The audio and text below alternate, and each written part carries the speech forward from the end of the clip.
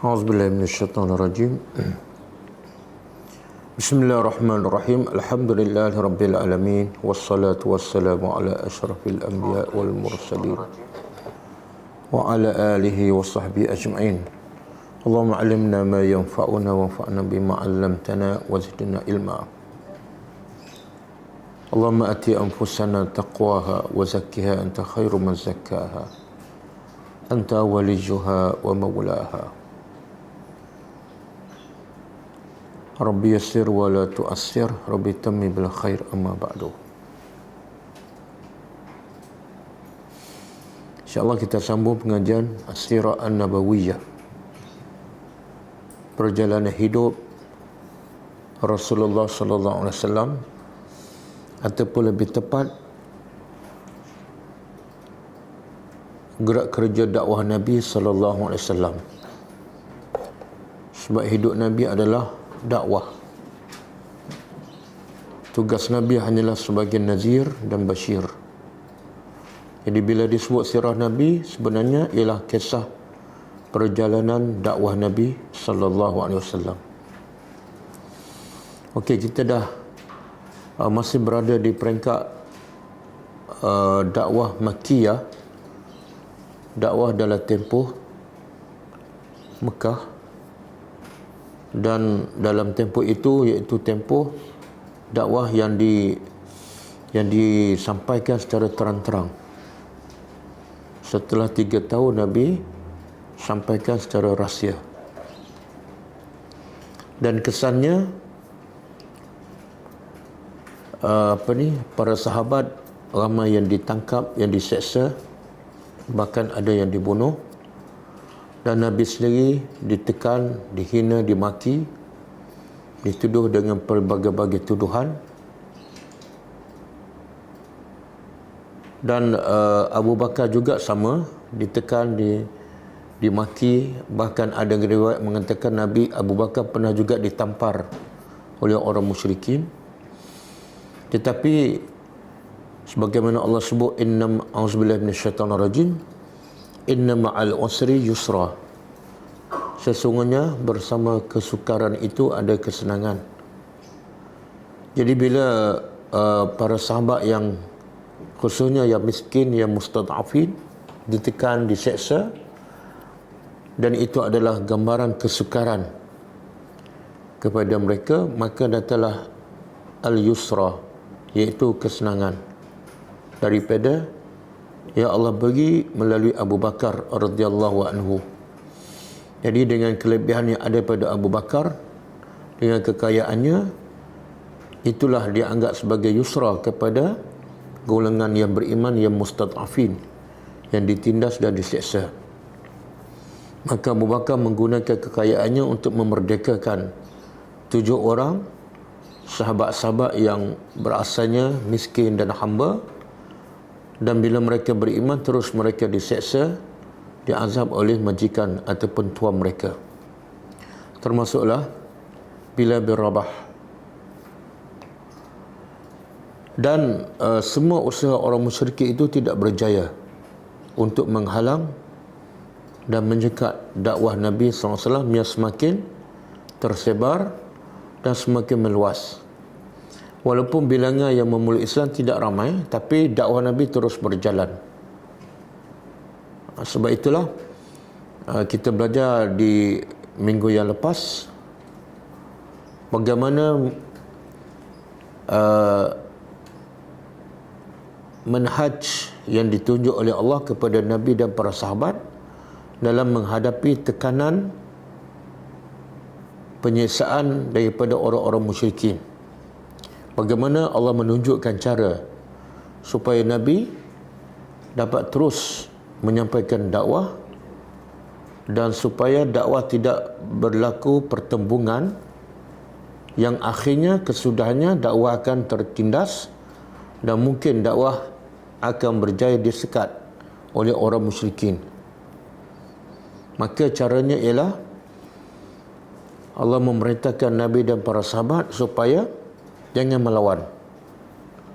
Jangan melawan, jangan menentang, jangan memerangi, jangan pukul.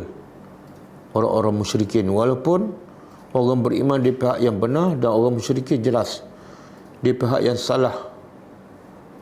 Bahkan sebaliknya, Allah perintah Nabi dan para sahabat supaya bangun malam melalui ayat ya ayyuhal muzammil qumil laila illa qalila.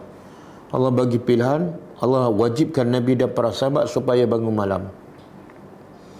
Dan bangun malam itu Allah bagi pilihan, sama ada nak bangun 2/3 malam ataupun separuh malam ataupun 1/3 malam. Yang penting wajib. Bangun malam adalah wajib bagi Nabi dan para sahabat di peringkat awal.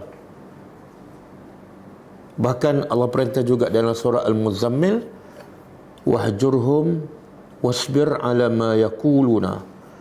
Hendaklah kamu wajib bersabar di atas apa saja apa yang dikatakan oleh orang musyrikin.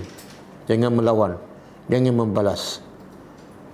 Bahkan lebih tinggi lagi ialah wahjurhum hajran jamila. Tolak mereka, tapi tolak dengan cara hajran jamila, tolakkan yang baik, yang tidak membawa kepada pertembungan, pergaduhan, permusuhan, peperangan.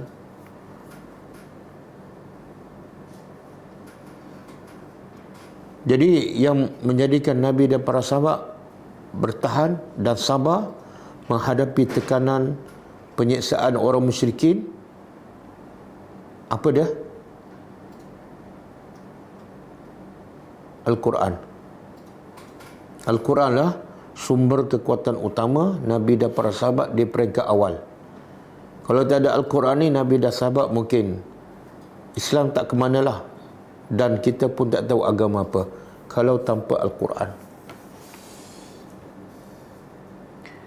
Itu satu, iaitu kekuatan Al-Quran mendidik, membentuk Nabi dan para sahabat dalam menghadapi tekanan yang begitu dahsyat daripada orang musyrikin. Dan yang kedua, Nabi sendiri sentiasa mendidik dan menunjukkan contoh terbaik kepada para sahabat. Bahkan Nabi sentiasa bersama para sahabat dalam semua keadaan. Itu adalah motivasi yang paling tinggi daripada Nabi kepada para sahabat, sehingga sahabat terus dapat bersabar dengan kebersamaan dan contoh terbaik daripada Rasulullah sallallahu alaihi wasallam.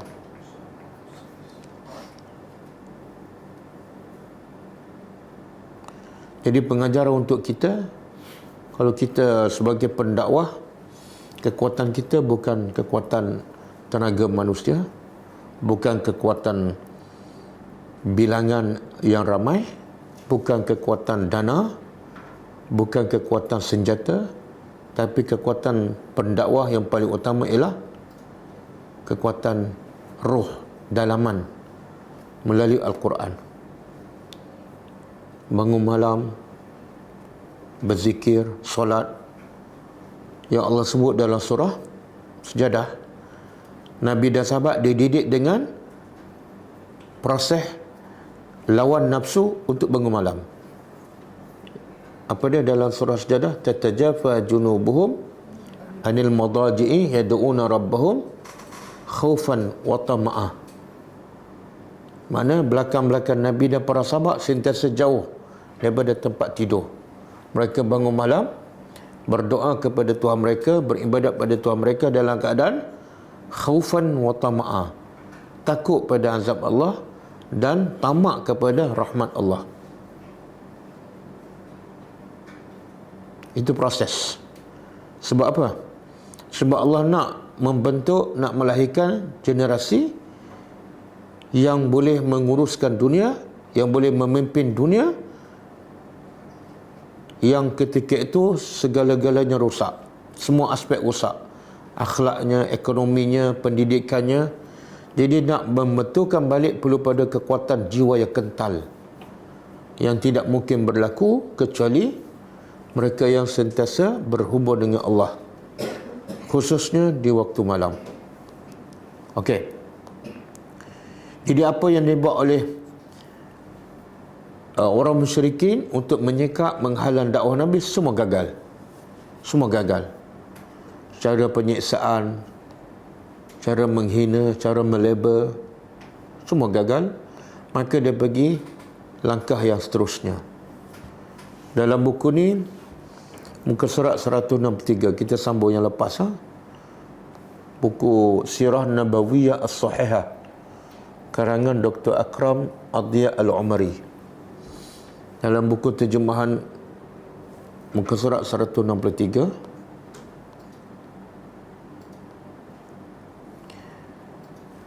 iaitu luju'u Quraisy ilal mufawadat. Bila dah gagal cara penentangan, penghinaan, penyiksaan, orang Quraisy pergi pada langkah iaitu perundingan, al-mufawadat.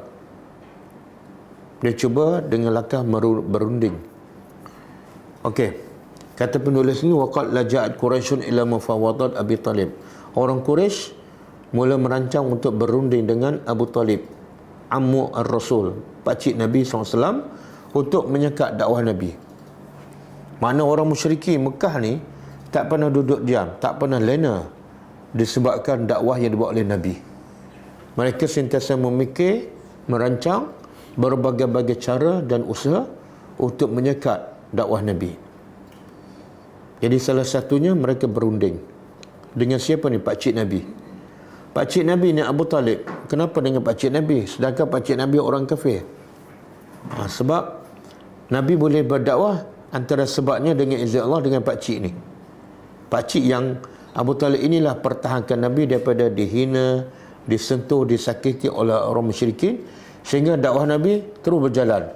Walaupun ada ramai dah sahabat diseksa, ada yang dibunuh, tapi dakwah Nabi terus berjalan. Sebab apa? Sebab Abu Talib ni.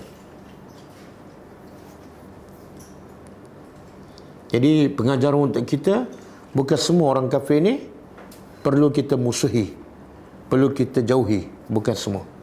Kadang-kadang orang kafir ni ada faedah untuk dakwah Islam. Bahkan Nabi sebut dalam satu hadis, mungkin kita biasa dengar, yang maksudnya kadang-kadang Allah menangkan Islam melalui orang fajir, orang jahat. Orang jahat ni termasuk orang kafir. Allah beri kemenangan pada Islam melalui orang jahat, termasuk orang kafir. Okey. Jadi orang Quraisy berjumpa pakcik Nabi Abu Talib. Dan cerita ni diceritakan oleh Uqail bin Abi Talib, adik-beradik Ali, anak kepada Abu Talib, adik-beradik kepada Ali radhiyallahu anhu. Jadi Uqail ni menyaksikan peristiwa ni, bagaimana orang musyrikin datang jumpa Abu Talib dan berunding. Maka kata Uqail, ja'at Quraisy, orang Quraisy datang kepada Abu Talib, lalu mereka berkata, orang Quraisy berkata kepada Abu Talib, inna bna akhika, anak saudara kamu ni, iaitu Muhammad ni, qad azana, telah menyakitkan kami di tempat majlis-majlis kami, bahkan di masjid kami. Masjidil Haram tu orang musyrik anggap itu masjid dia. Jadi Nabi bila berdakwah, Nabi ceritalah pasal patung berhala, dia tak patut disembah. Kadang-kadang Nabi pergi majlis orang-orang Quraisy, kadang-kadang di musim haji. Jadi orang Quraisy mengadu pada Abu Talib, ni anak saudara kamu ni duk kutuk Tuhan kami, duk hina Tuhan kami. Di mana? Di tempat kami, di majlis kami, di masjid kami. Maka fanhahu, tolong larang dia, tolong cegah dia. Maka kata Uqail yang meriwayatkan hadis ni, intalik, kata Abu Talib pada Uqail, intalik, pergi cari Muhammad dan bawa datang dia. Abu Talib macam dah termakan dengan rundingan orang Quraisy. Jadi dia kata pada Uqail, pergi cari Muhammad, bawa datang sini. Maka kata Uqail, fantalaqtu, aku pun keluar cari Muhammad. Fastakhrajtu min kabasi, maka dah tengah hari sikit aku jumpa Muhammad duduk dalam satu rumah yang kecil. Maka dalam keadaan tengah panas tu, aku bawa Muhammad datang jumpa Abu Talib, dan ketika itu ada orang Quraisy sekali. Maka kata Abu Talib kepada Nabi Muhammad, inna bani ammika, ni pakcik-pakcikmu ni. Orang-orang Quraisy tu saudara Nabi. Ada pakcik dia Abu Lahab, telah menyangka bahawa kamu ni menyakiti mereka di tempat-tempat mereka, di majlis mereka, di masjid mereka. Kamu duk sebut pasal Tuhan mereka tak patut disembah. Maka kata Abu Talib pada Muhammad, tolong berhenti, jangan buat lagi kerja ni. Fahalaka Rasulullah SAW, Nabi pun tengok ke langit. Ini tengah hari panas ni. Fahalaka Rasulullah SAW bibasari ila sama. Kemudian Nabi tanya semualah pakcik dia dan orang musyrikin yang ada masa tu, atarawna hadhi syam, kamu nampak tak matahari ni? Qalu na'am, ya kami nampak. Qal fama ana biaqdar ala an ad'a zalika minkum ala an tasta'ilu minha syu'latan. Kamu nampak matahari kan? Kalau kamu mampu menjadikan matahari itu bara api dan kamu ambil api itu, kalau kamu mampu sekalipun, aku tak akan tinggal kerja dakwah ni. Boleh tak orang musyrikin ambil api daripada matahari?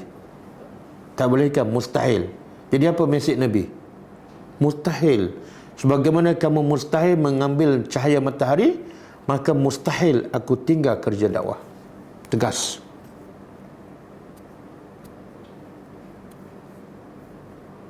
Maka apa reaksi Abu Talib? Wallahi, demi Allah, ma kazzabana ibnu akhi. Anak saudara aku ni tak pernah cakap bohong. Kalau dia tegas nak buat kerja dakwah, teruskan. Anak saudara aku tak pernah cakap bohong. Farji'u. Abu Talib pun kata pada orang musyrikin, kamu baliklah, jangan duk pujuk aku lagi. Okey.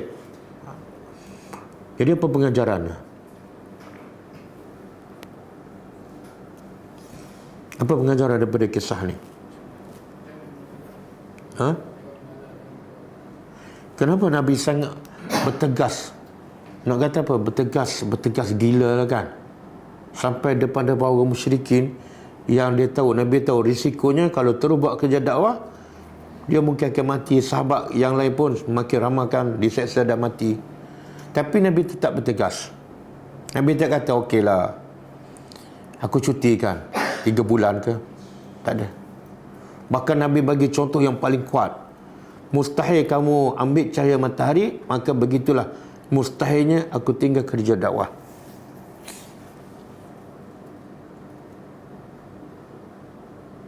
Inilah kerja Nabi kan. Tapi orang yang ramai di luar sana yang mendakwa dia cintakan Rasulullah, macam-macam dia buat sebagai bukti dia cinta Rasulullah. Cuma satu dia tak buat. Yang paling utama Nabi buat, dia tak buat. Apa dia? Kerja dakwah. Dia tak pergi ke mana-mana berdakwah sebagaimana Nabi pergi ke mana-mana. Yang dia buat apa dia? Buat perjumpaan, buat perhimpunan, lepas tu berselawat, lepas tu tunggu Nabi masuk. Bila Nabi masuk, dia pun bangun. Pelik tak? Benar tak masuk akal. Nabi sampai menggadaikan nyawa dia untuk buat kerja dakwah, dia berselawat tunggu Nabi masuk. Satu benda yang sangat-sangat bercanggah. Relax je berselawat, lepas tu tunggu Nabi masuk. Nabi tak ada masa nak masuk majlis kamu. Okey, satu. Yang kedua, jangan makna pertama, jangan mendakwa dakwah yang bohong. Dakwah yang palsu apa dah? Cinta Rasulullah, tapi apa yang Nabi buat kamu tak buat pun. Kalau betul kamu cinta Rasulullah, buatlah kerja dakwah. Walaupun ditekan, walaupun dihina, walaupun risikonya mati, jangan mengalah. Itu cinta Nabi. Yang kedua, kenapa Nabi sangat bertegas sampai Nabi kata mustahil aku tinggal kerja dakwah ni? Apa berlaku, berlakulah. Contoh, kalau orang kata kamu masuk dalam rumah, jangan makan, jangan sentuh makanan, kita akan jawab apa? Katalah mak bapak kita ke, orang jahat ke, paksa kita, kamu duduk dalam rumah ni jangan makan. Kita akan jawab apa? Kita akan surrender ke? Okey. Ha? Kita akan jawab apa? Mustahil aku tinggal makan. Sebab apa? Sebab apa?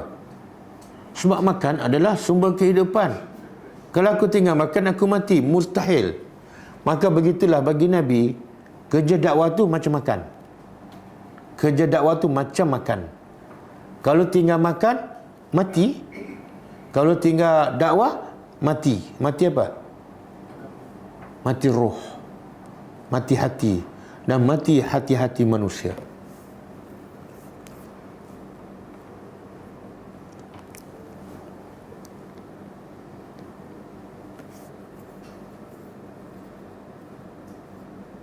Okey. Ada satu lagi kisah yang mungkin kita biasa dengar. Iaitu orang musyrikin berunding dengan Abu Talib.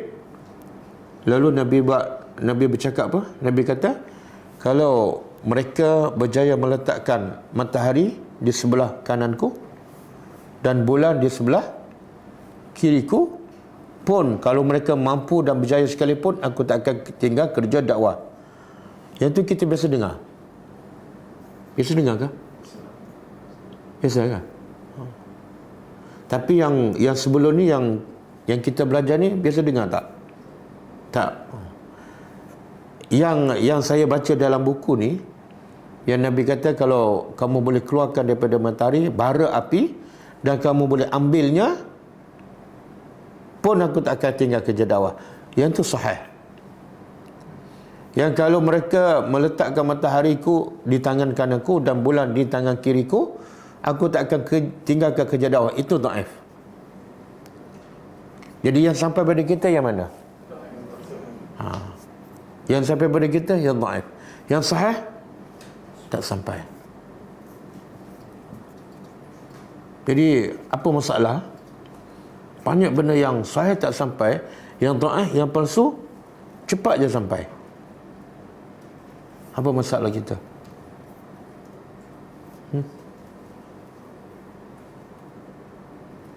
Kata kita, orang kita ni kalau buat doa suka sangat. Tapi majoritinya bukan doa daripada Nabi kan. Yang ni 72 doa ni banyak orang Melayu tak hafal. Banyak orang Melayu bukan setakat tak hafal, tak amal dan tak tahu pun. Betul kan? Doa pakai baju, doa bersih yang lengkap, doa turun hujan, doa bila orang buat baik pada kita, doa bila sejarah. Ini semua sahih, tapi orang Melayu tak hafal. Yang dia tahu yang dhaif apa dia?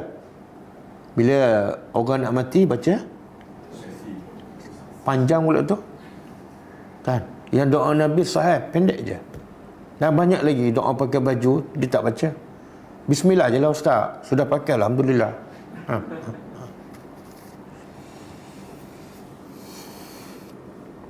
Okey. Habis.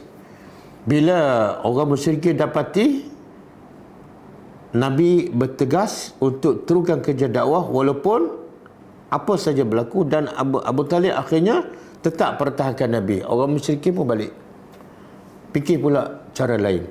Seterusnya, luju'ul musyrikin ila mutalabah bil mu'jizat. Langkah seterusnya ialah orang musyrikin minta mukjizat baru daripada Nabi. Dah dengan cara tekanan, menyeksa, gagal. Dengan cara merunding kali pertama, gagal. Langkah seterusnya apa dah? Minta mukjizat daripada Muhammad. Kalau kamu boleh bagi mukjizat ni, kami beriman. Kata penulis, akhaza inadul musyrikin, orang kedegilan orang musyrikin menjadikan mereka semakin degil, semakin nak menyekat dakwah Nabi bila tengok Nabi semakin tegas. Maka kata Abdullah bin Abbas, ini diriwayatkan oleh Abdullah bin Abbas, qalat Quraisy, orang Quraisy berkata pada Nabi, ud'u lana rabbaka an yaj'ala lana as-safa zahaban. Kata orang Quraisy, tolong doa pada Tuhan supaya Tuhan jadikan bagi kami bukit Safa ni emas. Kalau bukit Safa Tuhan kamu boleh tukar jadi emas, kami akan beriman.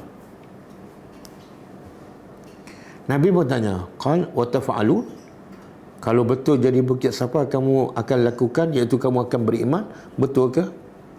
Maka orang musyrik kata, naam, ya. Kalau betul-betul kan jadi emas, kami akan beriman. Qal, maka fada'a, Nabi pun berdoa, lalu datanglah malaikat Jibril. Jibril berkata, inna rabbaka azza wa jalla. Jibril berkata pada Nabi Muhammad SAW, Tuhan engkau menyampaikan kepada engkau assalam, yaqra'u alaika assalam. Tuhan sampai kepada engkau salam.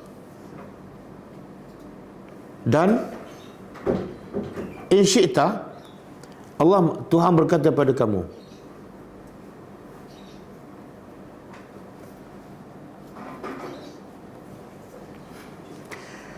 dan Tuhan berkata pada kamu, kalau kamu nak, Allah boleh jadikan untuk orang musyrikin Bukit Safa ni sebagai emas.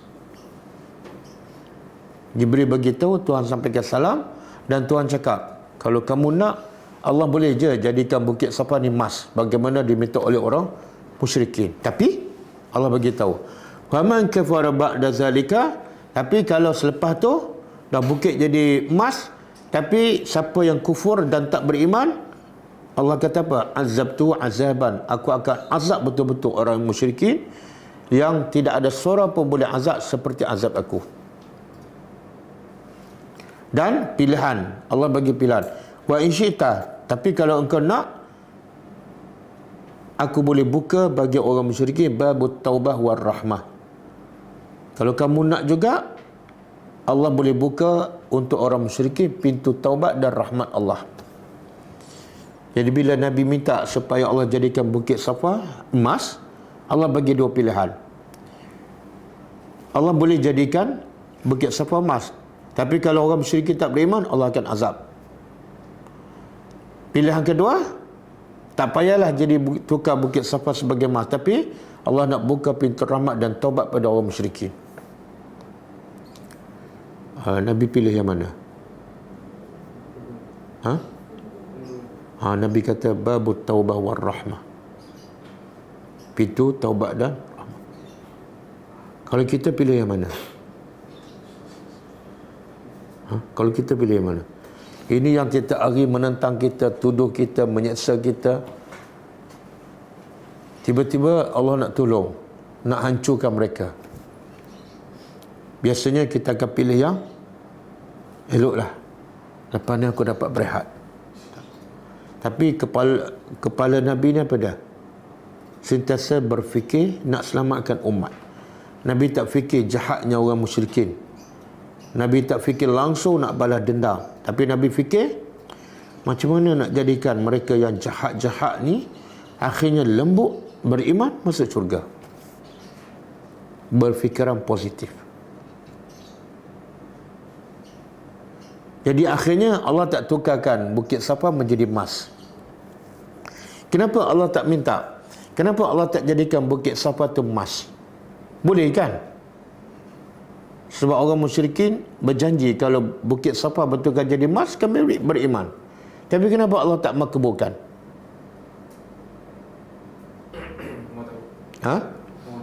Allah tahu apa? Kalau bagi emas, dia tak minta. Allah tak buat tu sebab Allah dah tahu. Allah Maha mengetahui. Kalau tukar Bukit Safa jadi emas pun, mereka tetap tak akan beriman. Dan bila mereka tak beriman, apa akan jadi? Semua mati. Semua mati. Sebab tu Allah jawab dalam ayat ni. Cuba buka surah.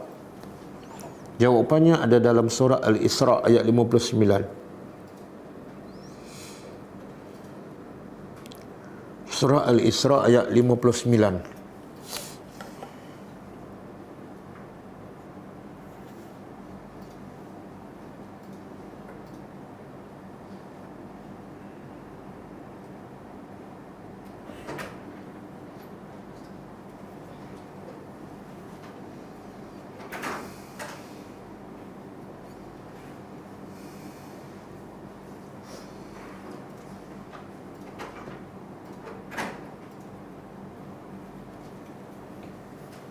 Tengok kaitan sirah dengan Al-Quran. Kaitan sirah dengan Al-Quran. Sirah adalah menghurai Al-Quran. Al-Quran adalah akhlak Nabi.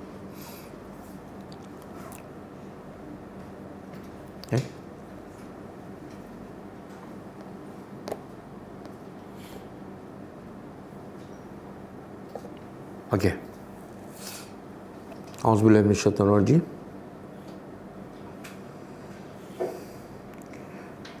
Jumpa ke? Wama mana'ana an nursila bil ayat illa an kazzaba bihal awwalun wa atayna samudan naqata mubsirah wa zalamu biha wama nursilu bil ayati illa takhwifan. Allah kata apa? Dan tidak ada yang menghalang kami daripada menurunkan ataupun mengutuskan ayat-ayat tanda kebesaran kami sebagaimana yang diminta oleh orang musyrikin. Tak ada benda yang menghalang kami daripada menurunkan ayat-ayat kebesaran kami, melainkan illa an kazzaba bihal awwalun, melainkan sebabnya apa? Orang-orang dahulu minta juga dan janji nak beriman, bila Allah bagi, kazzabun, mereka dusta. Jadi perbuatan orang dahulu yang semua macam tu, bila minta bukti dan bila Allah bagi, mereka dusta. Perbuatan orang dahulu menghalang Allah menurunkan apa yang diminta oleh orang musyrikin Mekah. Dan Allah buat contoh, wa ataina samud, dan kami telah beri kepada kaum Samud an-naqah. Apa makna naqah? Unta. Mubsirah, sebagai mukjizat, sebagai bukti. Tapi akhirnya ini yang kaum Samud minta ni. Dia minta pada Nabi mereka Saleh, bagi satu mukjizat supaya kami boleh beriman. Maka Nabi Saleh berdoa kepada Allah dan Allah makabulkan. Bila keluar unta, apa mereka buat dengan unta? Bunuh. Lepas tu apa berlaku? Allah binasakan mereka sebab mereka dusta. Jadi perbuatan orang dahulu menghalang untuk Allah buat juga pada orang musyrikin Mekah. Kemudian Allah kata apa? Wa ma nursilu bil ayati illa takhwifan. Kami tidak turunkan ataupun utuskan ayat, tanda-tanda kebesaran kami, melainkan dengan tujuan nak menakutkan, supaya akhirnya dengan tanda kebesaran kami mereka beriman. Tapi sebab mereka ni bangsa yang degil, mereka tak takut apa-apa. Okey. Boleh?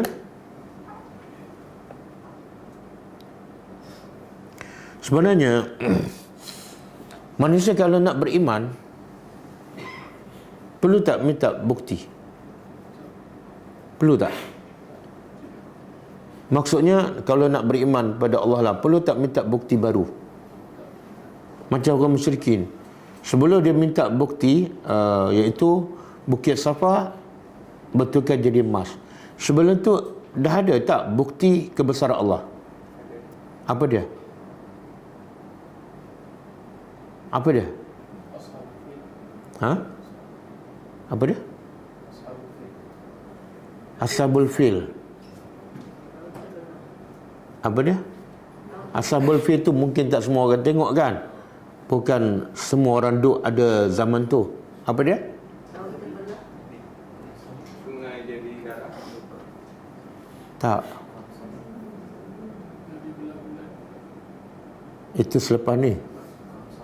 Ha? Kaum Saleh? Tak. Ha? Tak. Kisah-kisah Nabi sebelum Nabi Muhammad. Bukan. Bukti yang jelas yang Allah Nabi bagi pada orang musyrikin sebelum orang musyrikin minta bukti yang baru ialah Al-Quran. Betul tak? Quran tu cukup jelas bahawa dia bukan daripada Muhammad. Sebab Muhammad buta huruf, tak boleh membaca, tak boleh menulis. Tiba-tiba cerita pasal apa? Cerita pasal alam akhirat, cerita pasal surga neraka, cerita pasal umat-umat dahulu, cerita pasal Nabi Adam. Semua Nabi tak tahu. Nabi tak pernah membaca. Dan bila mereka tuduh Quran tu adalah rekaan Muhammad, Allah cabar mereka. Kalau macam tu, buatlah. Kalau Muhammad boleh buat, kamu boleh buat sebab kamu penyair yang hebat. Tak boleh. Maka Quran tu sebenarnya bukti yang paling jelas kebesaran Allah. Dan bukan satu ayat, banyak ayat. Dan sebab itulah Quran ni mukjizat yang kekal. Kekal untuk sepanjang zaman. Layak menjadi bukti bila-bila masa.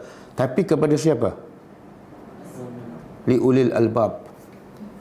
Li qaumin yaqilun, kepada kaum yang berakal. Sebab itulah kalau orang nak beriman, dia tak payah minta bukti baru dan tak perlu banyak bukti. Dia hanya perlu berapa? Satu je. Tengok jin dengar kan Al-Quran. Berapa ayat dia dengar, sekali spontan mendengar, terus beriman tanpa perlu bukti yang baru. Dan berapa ramai sahabat yang dengar ayat daripada Nabi, beberapa ayat terus beriman. Tukang sihir Fir'aun, dia tengok bukti kebesaran Allah. Berapa bukti? Satu je. Tongkat bertukar menjadi satu je, terus rasa kebesaran Allah sehingga apa? Sebelum ini dia minta habuan daripada Fir'aun. Kalau menang lawan Musa, apa dapat? Fir'aun kata apa? Jadi orang kanan, Menteri Dalam Negeri, Menteri Kewangan. Itu masa apa? Masa belum beriman. Tapi bila nampak satu je bukti kebesaran Allah, tak ada siapa yang boleh buat tongkat bertukar jadi ular. Tak ada, ini Allah saja. Maka lepas iman masuk dalam hati dia nak lagi tak apa yang Firaun janji? Bukan setakat tak nak, dia rela hilang jawatan tukang sihir, bahkan rela hilang kaki, tangan dan nyawa. Sebab apa? Dia akan dapat apa? Surga. Satu bukti je. Jadi siapa yang dia kata tak cukup bukti, itu adalah perangai dia macam orang musyrikin. Kalau kita faham ayat Al-Quran, kadang-kadang satu ayat tu boleh menjadikan kita bertukar 180 darjah. Okey. Kemudian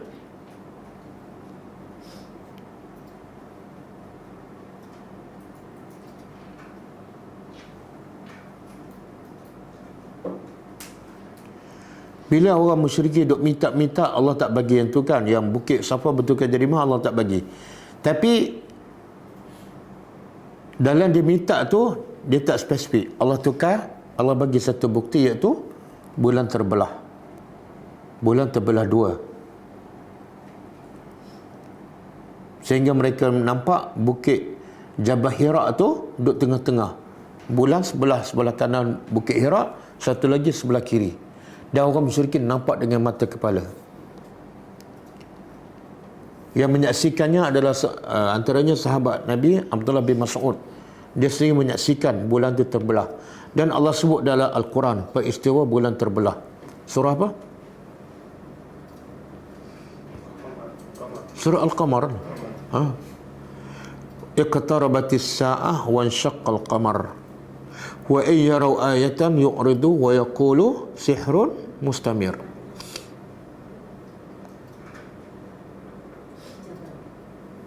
Tapi bila mereka nampak, mereka beriman tak? Mereka tak beriman kan? Bahkan mereka kata apa? Mata kami telah disihir. Bulan tak terbelah pun, cuma kami disihir oleh Muhammad. Nampak macam terbelah. Lepas tu bila dia tanya pada orang yang datang daripada luar Mekah, musafir, kamu nampak tak? Sebab orang Mekah kena sihir. Kamu datang daripada luar tak kena sihir kan? Bila dia tanya pada orang luar yang datang ke Mekah, dia kata kami pun nampak bulan terbelah. Orang Mekah kata apa? Semua kena sihir. Dia kata wa yaqulu sihrun mustamir. Semua kena sihir. Tapi soalan, bila Allah tunjukkan bukti, mukjizat, bulan terbelah dan mereka tak beriman, Allah turun tak azab? Turun tak azab? Tak. Kenapa tak turunkan azab pula? Sebagaimana Allah turun azab pada kaum Nabi Saleh. Dan bila mereka minta bukit Safa bertukar jadi emas, Allah bagi amaran. Kalau aku betul-betul tukar dan mereka tak beriman, aku akan binasa mereka habis-habisan. Tapi bila Allah tukar terbelah bulan dan mereka tetap tak beriman, tapi Allah tak turunkan azab. Faham soalan? Kenapa? Dia tak minta. Ya Allah turunkan azab ni apa dah? Bila mereka minta spesifik. Macam kaum Nabi Saleh, dia minta unta. Bila datang unta tak beriman, turun azab. Tapi bila mereka minta bukit betul, itu spesifik. Sebab tu Allah tak turun, Allah tak tukar. Kalau tukar, mereka tak beriman, kena azab. Tapi yang bulan terbelah, mereka tak minta secara spesifik. Sebab itu Allah tak turunkan azab.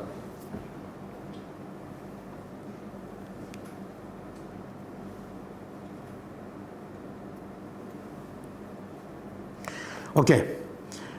Kita juga biasa dengar kan, orang musyrikin berunding dengan Nabi. Kalau kamu nak apa sebenarnya buat kerja dakwah? Kamu nak harta ke? Kalau kamu nak harta, kami boleh bagi harta yang banyak dan kamu boleh jadi orang paling kaya di Mekah. Apa masalahnya? Kalau kamu sakit, kami boleh cari Tok Bomo yang paling hebat daripada Darul Syifa. Kalau kamu nak perempuan, kamu boleh cari yang paling cantik. Jadi apa lagi nak ni? Ini kita biasa dengar kan? Tapi tak sahih. Tak sahih. Kaedah dia macam ni. Yang banyak kita dengar tu memang banyak tak sahih. Yang kita banyak tak dengar, yang tu yang sahih. Itu sifir dia. Tapi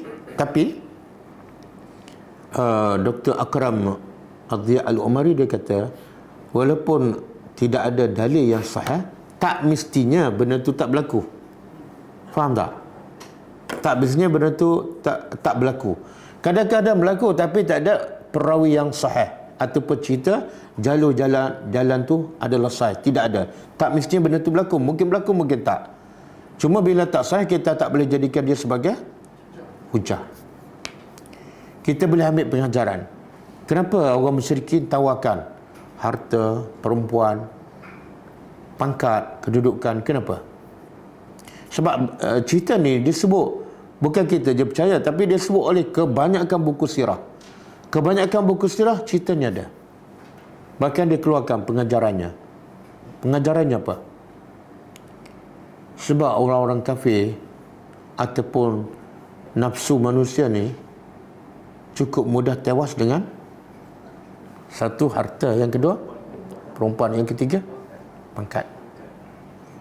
Tengoklah mana-mana pendakwah, penceramah, kadang-kadang tewas dengan 2-3 benda. Betul kan? Sama ada harta. Bila ditawarkan harta,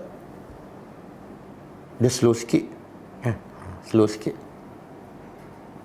Ataupun ditawarkan perempuan, kan? Kadang-kadang perempuan tu tak payah ceritalah. Kadang-kadang bagi pangkat, kan? Bagi pangkat, ditawarkan jadi calon, diam. Kadang-kadang dah terkenal sangat, hanya dijemput baca doa je, jangan cakap panjang. Kami jemput kamu baca doa. Dia pun pergi je walaupun majlis penuh. Oh, saya tak tahu. Takkan tak boleh tanya, kan? Rendah tak martabat ustaz? Jemput hanya baca doa, kan? Kalau nak baca doa, tak payah ustaz, kan? Panggil pelajar je baca doa. Apa doa? Nanti ada orang nak panggil kamu baca doa. Aku kerja mengajar, tak okeylah. Kerja aku nak baca doa je. Yang doa kebanyakan orang tak faham. Betul tak? Kerja aku bagi orang faham Quran, bukan bagi doa. Quran tak faham, Quran tak ikut, tapi baca doa. Betul? Mana ada Nabi dan sahabat dia jemput baca doa? Ada tak? Abu Bakar, kami ada majlis nak jemput Abu Bakar. Jadi merendahkan martabat ustaz. Minta maaf saya cakap. Nilai ustaz, nilai orang yang berilmu ni bukan setakat baca doa. Rendah sangat. Dalam majlis maksiat pun bukan salah orang menjemput. Bukan salah orang menjemput, tapi salah siapa? Orang yang menerima. Orang yang menerima ni suka terima bila jemput baca doa. Jadi akhirnya masyhur lagi. Akhirnya masyarakat faham apa? Bila majlis nak berkat, walaupun majlis maksiat, mesti ada doa. Siapa boleh baca doa? Ustaz yang terkenal lah sikit, kan, supaya doa tu lagi berkat. Jadi bukan salah mereka. Orang awam dia faham, majlis apa-apa pun kalau ada doa tu paling-paling kurang berkatlah sikit kan. Dia pun pergi. Sebab tu siapa jemput saya baca doa, saya tak akan pergi. Aku nak mengajar kamu faham Quran, kamu nak suruh aku baca doa.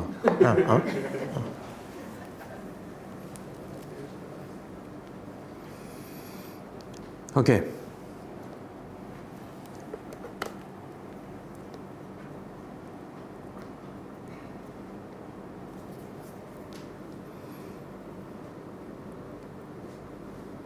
Okey, antara cara orang musyrikin setelah macam-macam cara gagal, dia berhujah, dia berdebat dengan Muhammad.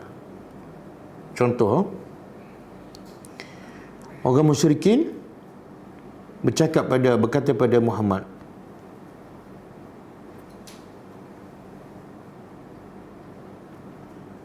orang musyrikin berkata pada orang sesama mereka, dan Muhammad pun ada, ya ma'syar Quraisy, wahai golongan orang Quraisy, innahu laisa ahadun yu'bad min dunillah. Nabi Muhammad ni pernah berkata, tidak ada seorang pun yang disembah selain daripada Allah ada kebaikan.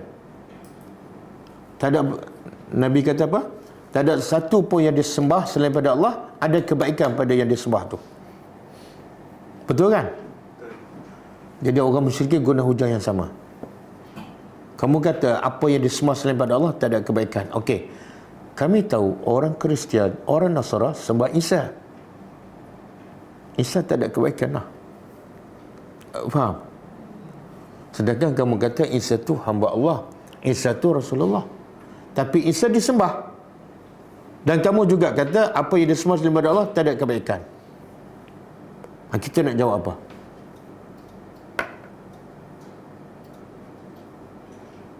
Jadi orang-orang yang bermusuh dengan Islam, dia akan cari apa saja untuk menimbulkan keraguan.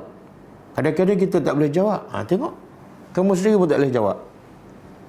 Bukan saya lah kata. Macam mana nak jawab? Isa dia tak suruh kita sembah dia. Orang yang sembah. Isa sendiri, apa yang Isa cakap? Dia kata, Ana Abdullah, aku adalah hamba Allah, dan Allah Tuhan aku, bukan aku Tuhan. Allah Tuhan aku dan Tuhan kamu. Maka Isa perintah pada kaum dia sembah Allah. Jadi Isa sendiri pun tak setuju, tak reda kamu sembah dia. Jadi Isa memang ada kebaikan dan Isa tak patut disembah. Dia sendiri bercakap, jangan sembah aku. Jadi yang salah kamu. Allah sebut dalam Quran. Cuba buka surah ni. Surah Az-Zukhruf ayat 57.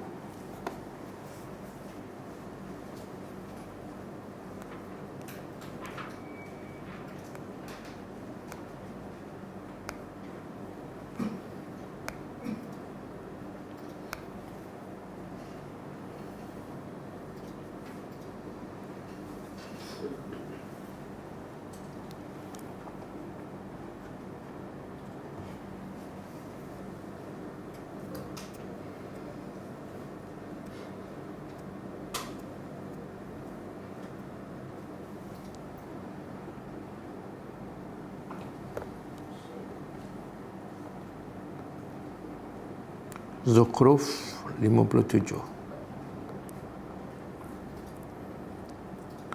Okey. A'udzubillahi minasyaitonir rajim. Walamma duriba ibnu Maryam. Maka tatkala dibuat perumpamaan anak Maryam, iaitu Isa alaihissalam. Jadi Nabi Isa macam tadi dah orang musyrik kata Isa disembah, kamu kata apa yang disembah selain daripada Allah tak ada kebaikan. Jadi orang musyrik buat contoh, perumpamaan, masal. Jadi Allah rakam dalam Al-Quran ni. Maka tatkala Nabi Isa alaihissalam dibuat perumpamaan, iza qaumuka minhu yasiddun, maka kaum engkau daripada perumpamaan itu suka, seronok. Kenapa? Sebab kata Muhammad memang kalah dah. dengan hujah ni, dengan poin ni, Muhammad akan kalah. Maka Allah jawab apa? Ayat seterusnya. Wa qalu, mereka berkata, aalihatuna khairun, adakah Tuhan kami ini, Tuhan kami maksud berhala-berhala lah, lebih baik ataupun Isa? Kemudian Allah kata, ma darabuhu laka illa jadala. Mereka tidak buat contoh itu melainkan hanya semata-mata nak berjidal, berdebat. Bal hum qaumun khasimun. Bahkan mereka sebenarnya kaum yang suka bergaduh, suka membantah. Orang suka membantah, suka bergaduh, suka berdebat ni jenis ni. Ini kaum musyrikin. Kecuali berdebat betul-betul ikhlas nak cari kebenaran, bukan nak menegakkan hujah masing-masing. Lepas tu Allah kata apa lagi? In huwa, ini jawapan dia. Tidaklah dia, iaitu Isa, illa abdun, melainkan dia adalah hamba, bukan Tuhan. Yang an'amna alaih, yang kami telah beri nikmat kepadanya sebagai rasul, sebagai nabi. Wa ja'alnahu, dan kami jadikan dia, iaitu Isa, masalan, perumpamaan bagi Bani Israel. Itu jawapan dia, ayat 59. Allah kata, Isa bukan Tuhan. Dia hanyalah sebagai hamba yang kami bagi nikmat kepadanya. Kemudian buka surah ni. Surah apa, Lekon? Al-Anbiya, ayat?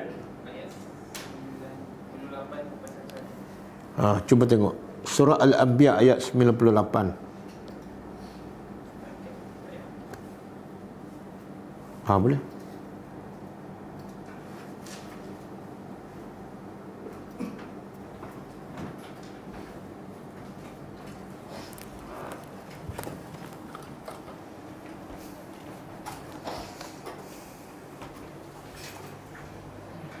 Okey.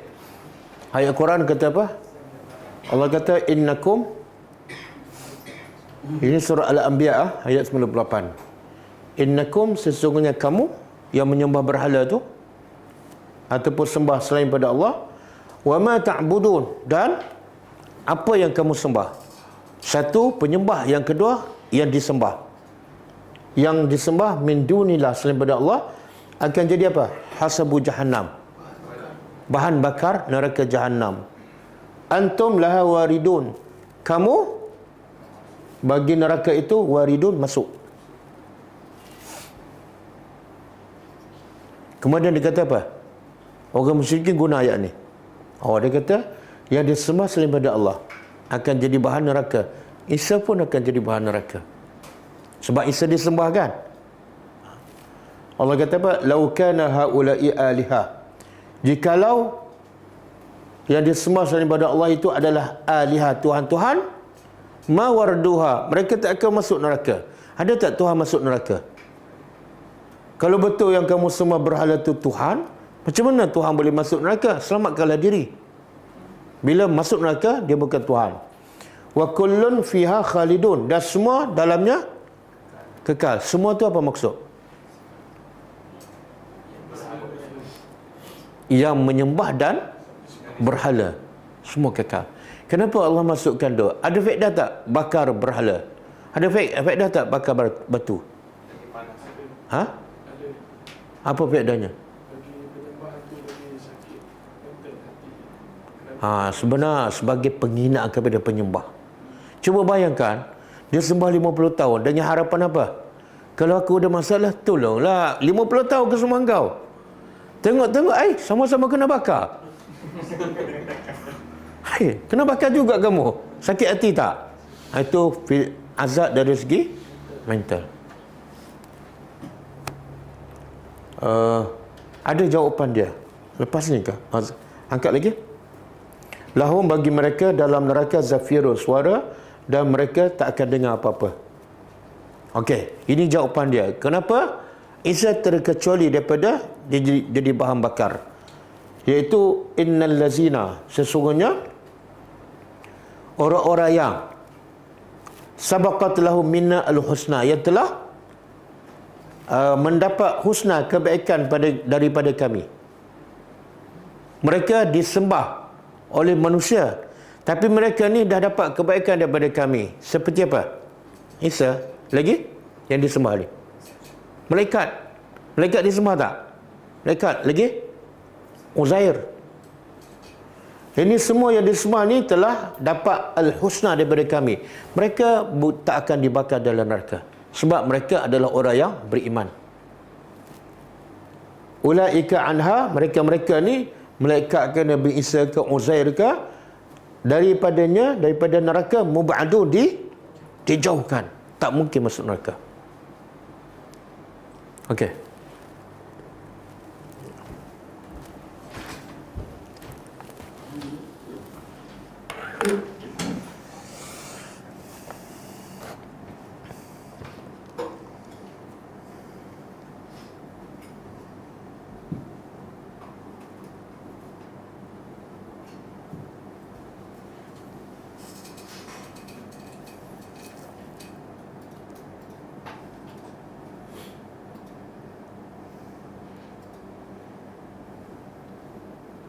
Ada juga satu peristiwa, orang musyrikin bertanya pada Muhammad,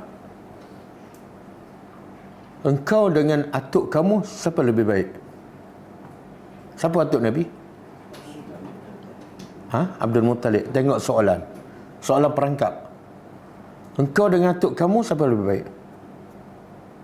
Kalau atuk kamu lebih baik, kenapa tak semua berhala macam atuk kamu? Kalau kamu lebih baik, isytihar depan orang ramai. Depan semua orang musyrikin, aku lebih baik pada atuk aku. Isytihar. Kalau kita, orang tanyalah, kamu sunnah sangat kan? Sunnah sangat kan? Mu dengan atukmu, siapa lebih baik? Atuk kamu buat bid'ah. Mu dengan atukmu, siapa lebih baik? Kita jawab apa? Nak jawab aku. Kalau jawab aku, jadi hujah pada dia. Tengok, tak hormat atuk. Kita nak jawab apa? Nak jawab apa?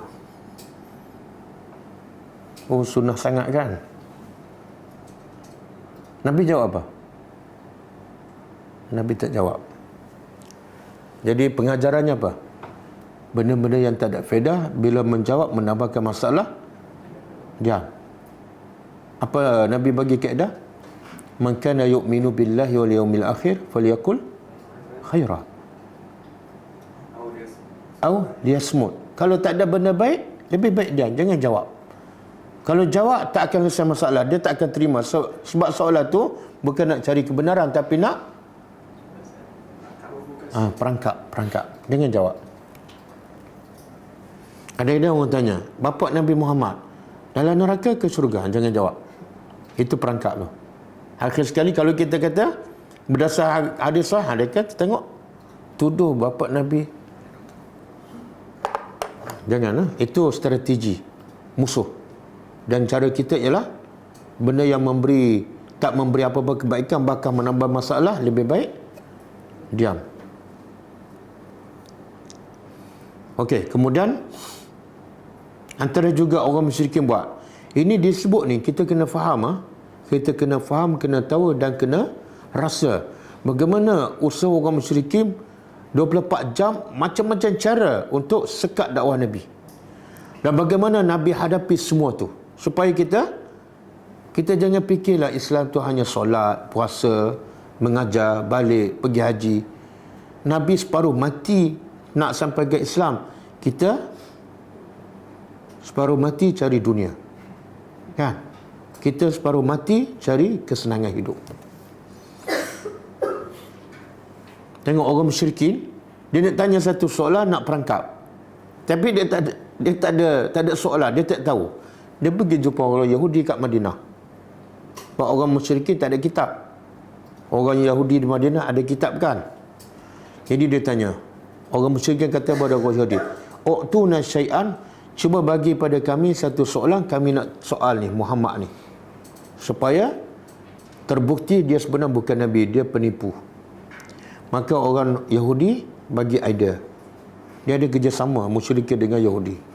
Dan agama apa pun, walaupun nampak bermusuh, tapi dia bila berdepan dengan Islam, bersatu. Yahudi ke, Kristian ke, Buddha ke apakah, bila berdepan dengan Islam dia bersatu. Tapi belakang kita dia memang bergaduh habis-habisan. Terbalik pula kita. Bila sama-sama kita bergaduh, bila berdepan dengan dia orang lagi bergaduh.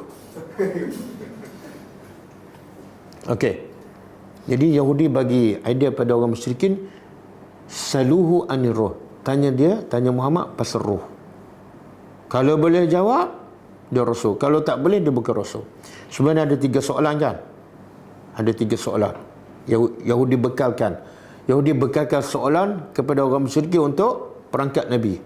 Soalan pertama pasal roh. Soalan kedua pasal Ashabul Kahfi. Soalan ketiga pasal Zulqarnain. Okey. Jadi mereka pun balik Mekah tanya Nabi pasal roh. Nabi jawab apa? Aku akan jawab. Nabi tak sebut insya-Allah. Jadi wahyu tak turun kan dalam beberapa hari. Nabi pun dah sedih dan orang musyrikin dah tuduh Nabi tipu, tak tepat janji, cakap nak jawab besok, tak jawab pun. Sebenarnya apa hikmahnya Allah tak turun wahyu segera? Apa hikmahnya? Bila Nabi tak boleh jawab, itu sebagai bukti jelas Quran bukan rekaan Nabi. Kalau rekaan Nabi boleh hentam, goreng je lah kan. Nabi jawab je lah sebab Quran daripada Nabi. Bila Nabi tak boleh jawab, bukti jelas Quran bukan daripada Nabi, daripada Allah. Nabi tunggu jawapan daripada Allah. Turun ayat apa dia? Surah Al-Isra ayat 85. Wa yas'alunaka 'anir ruh. Mereka bertanya engkau tentang ruh. Maka qul, Allah turun wahyu suruh Nabi jawab. Katalah ar-ruh min amri Rabbi. Ruh adalah urusan Tuhanku, aku tak tahu. Wa ma utitu minal ilmi illa qalilah, dan kamu tidak diberi ilmu kecuali sedikit. Orang Yahudi, orang musyrikin guna pula ayat ini sebagai hujah. Orang Yahudi, dia kata, Allah kata apa? Kamu tidak diberi ilmu kecuali sedikit. Yahudi kata apa? Kami diberi kitab Taurat. Jadi kami banyak ilmu. Yang sikit tu kamu. Allah kata kamu kan. Kamu tidak diberi ilmu kecuali sedikit. Kamu tu Muhammad dengan orang beriman lah. Kami Allah bagi kitab Taurat. Kami banyak ilmu. Maka Allah turun pula jawapannya dalam akhir. Saya baca ayat lepas tu teka surah apa? Qul law kana al-bahru midadan likalimati rabbi lanafida al-bahru qabla an tanfada kalimatu rabbi walau ji'na bimithlihi madada. Surah apa? Kahfi. Ayat berapa? Ayat sebelum akhir. Ayat 109. Apa maksud ayat ni? Kalau lauk ni merakumi 2/3 dunia kan. Kalau lauk semua tu menjadi tinta, dakwat untuk menulis ilmu Allah. Kemudian pen pula daripada mana? Allah sebut dalam surah Al-Luqman. Kalau semua pokok-pokok yang ada kat dunia menjadi pen untuk menulis ilmu Allah, dan dakwanya ialah air laut. Dah habis semua air laut, ilmu Allah belum habis. Tambah lagi air laut, dah habis kali kedua, ilmu Allah boleh habis. Makna apa tu? Itu maksud sikit tu. Bukan makna sikit Allah bagi pada Nabi dan banyak Allah bagi pada orang Yahudi. Tak.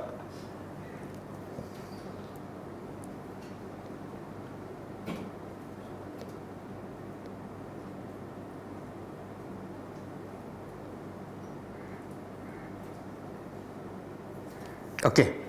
Last. Orang Yahudi, orang musyrikin berhujah, mempertikaikan kenapa Quran diturunkan sekaligus. Ini poin dia. Sebab dia kata kitab-kitab sebelum ni, Taurat ke Injil ke Zabur turun sekaligus. Kenapa Quran tak turun sekaligus? Kalau Quran turun sekaligus macam kitab dulu, pasti kami beriman. Ini sebab kami tak beriman ni. Pelik sikit ni. Pelik sikit. Cuba buka surah Al-Furqan ayat 32.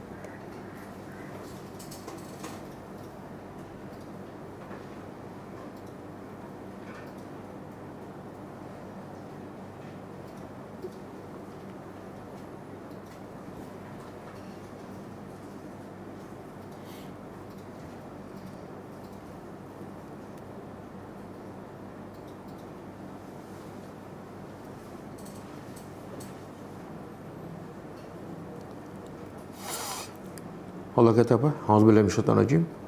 Wa qala allazina kafaru. Allah rakam ni apa yang dipertikaikan oleh orang musyrikin Makkah. Telah berkata orang-orang kafir, laula nuzila alaihi al-Quran jumlatan wahidah. Kenapa Quran tak diturunkan jumlah wahidah? Apa makna jumlah wahidah? Sekaligus. Macam kita dahulu. Senang kami nak faham terus, buat terus.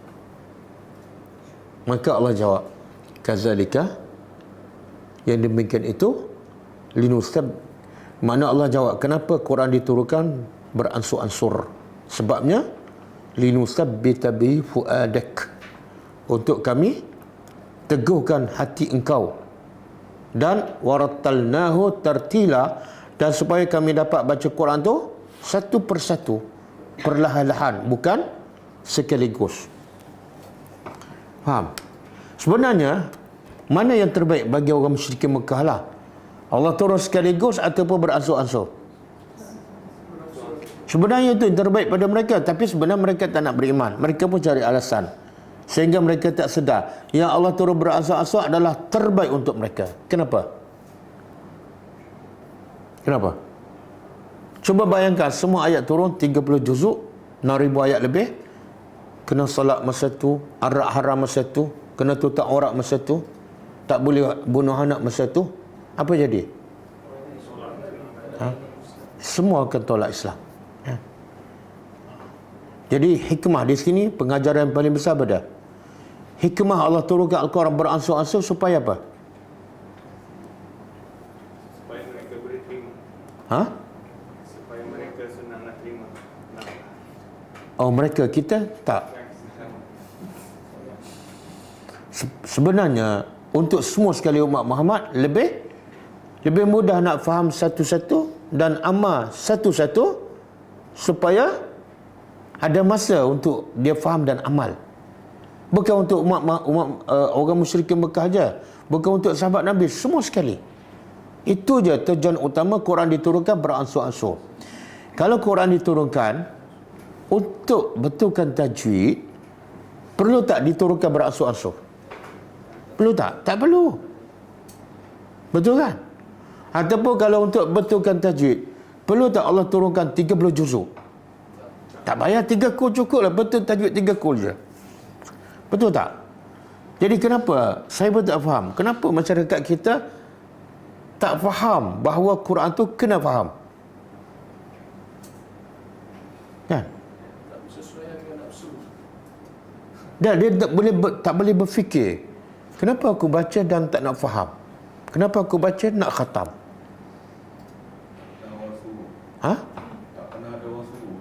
Tak pernah ada orang suruh. Jadi yang salahnya siapa? Ustaz lah. Ustaz tak beritahu. Betul kan? Ustaz tak beritahu.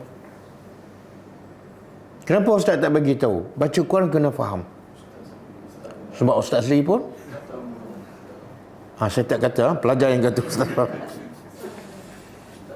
Jadi Ustaz kena berubahlah cara pendekatan kan.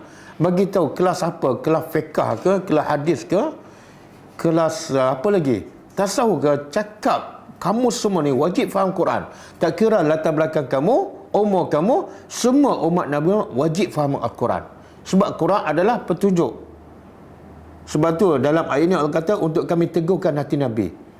Apa maksud teguh? Linusabbita. Apa maksud teguh?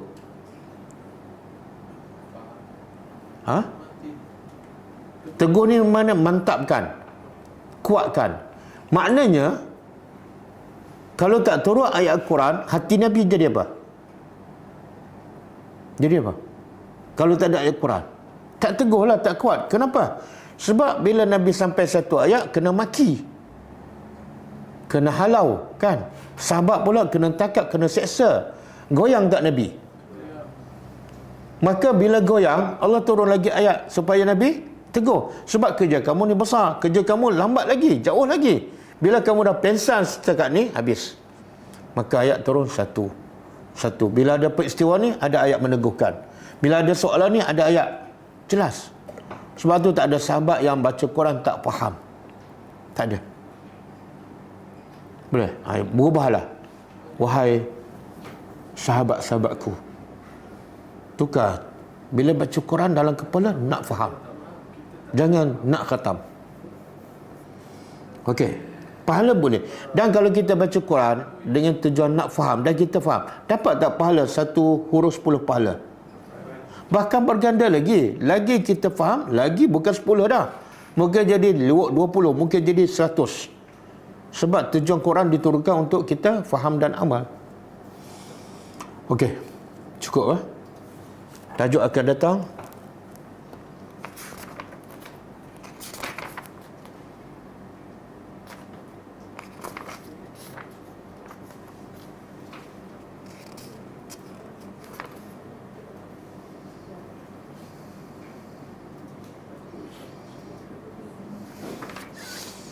Okey, kita berhenti muka surat. Kalau siapa yang ada buku, muka surat 169.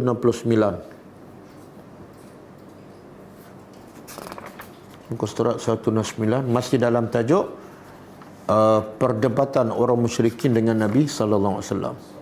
Lepas tu habis ni kita masuk tajuk baru, hijrah ke Habsyah. Lagi interesting. Berhijrah ke Habsyah.